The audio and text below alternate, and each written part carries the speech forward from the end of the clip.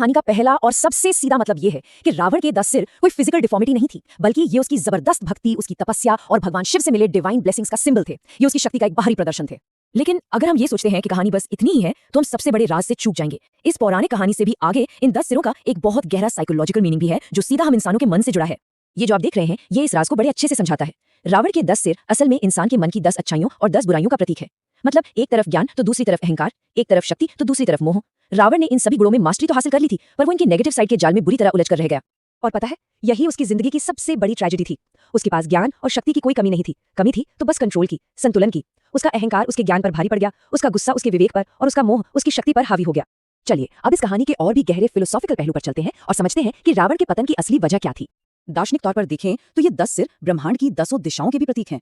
मतलब ये इस बात का संकेत है कि रावण की बुद्धि और ज्ञान की कोई सीमा नहीं थी। उसकी पहुंच हर दिशा में, हर फील्ड में थी। वो सचमुच में सर्वज्ञानी था। और यहीं पर हमें रामायण का